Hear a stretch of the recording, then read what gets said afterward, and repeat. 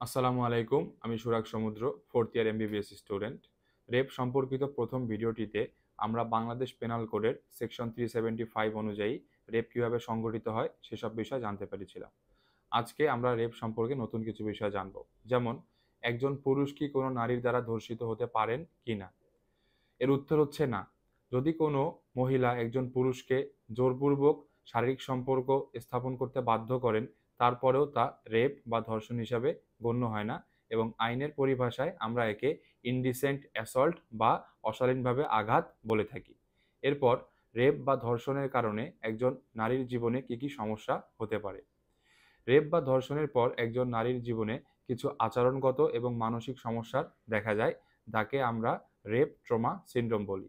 এর মধ্যে প্রথম কিছুদিন সেই নারীটির ভেতরে বিভিন্ন ধরনের দুশ্চিন্তা এবং গিল্টি ফিলিংস বা পাপবোধ দেখা দেয় এবং পরবর্তীতে নারীটি যখন নিজেকে সামলে নিতে শুরু করে, তখন মাঝে মাঝেই তার মধ্যে তার অতীতের ধর্ষণের স্মৃতিগুলো মনে পড়তে থাকে এবং অনেক ছোট ছোট কারণে ভয় পেতে থাকে, যাকে আমরা ফোবিয়া বলি, এবং ঘুমের মধ্যেও নাইটমেয়ার বা দুঃস্বপ্ন দেখতে থাকে।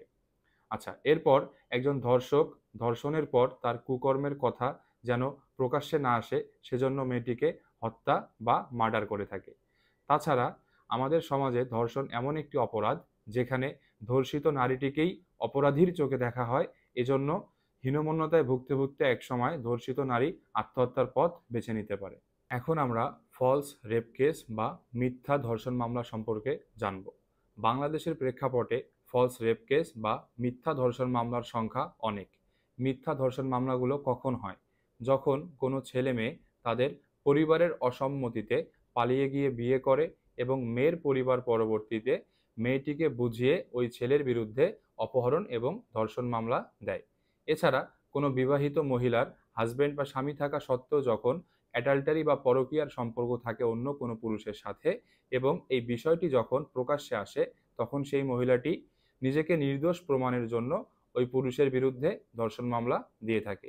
এছাড়া পার্সোনাল শত্রুতা এবং ব্ল্যাকমেইল করার জন্য অনেক সময় মিথ্যা ধর্ষণ মামলা দিয়ে থাকে। এখন এত বেশি মিথ্যা ধর্ষণ মামলা হওয়ার কারণ কি? ধর্ষণ এটি একটি কগনিজেবল অফেন্স অথবা আমলযোগ্য অপরাধ। কগনিজেবল অফেন্স বলতে এমন অপরাধগুলোকে বোঝানো হয় যেসব অপরাধে একজন পুলিশ অফিসার ম্যাজিস্ট্রেটের ওয়ারেন্ট ছাড়াই একজন অপরাধীকে গ্রেফতার করতে পারেন এবং জেলে দিতে পারেন।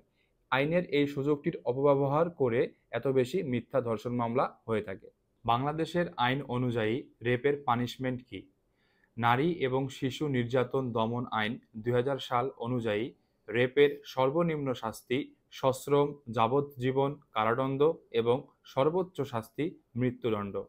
এছাড়া রিসেন্টলি বিয়ের প্রলোভন দেখিয়ে ধর্ষণের ক্ষেত্রে সর্বোচ্চ শাস্তি ৭ বছরের কারাদণ্ড কার্যকর হয়েছে এবং ফলস রেপ কেস বা মিথ্যা ধর্ষণ মামলার ক্ষেত্রে যদি মামলাটি মিথ্যা হিসাবে প্রমাণিত হয়, তখন সেই মহিলাটিকে ৭ বছরের কারাদণ্ড এবং অর্থদণ্ড দেয়া হয়।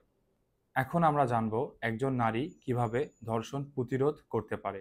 রাইট অফ প্রাইভেট ডিফেন্স বা আত্মরক্ষার অধিকার আইনের সেকশন 100 অনুযায়ী কোনো নারীর ধর্ষিত হওয়ার আশঙ্কা দেখা দিলে ধর্ষণ প্রতিরোধের জন্য যদি ধর্ষণের চেষ্টাকারীকে সেই নারী হত্যাও করে থাকে, তা অপরাধ হিসাবে গণ্য হয় না এবং আইনের ভাষায় আমরা একে জাস্টিফায়েবল অথবা লফুল হোমিসাইড অর্থাৎ বৈধ নরহত্যা বলতে পারি।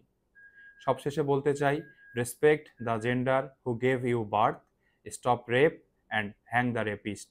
ধন্যবাদ।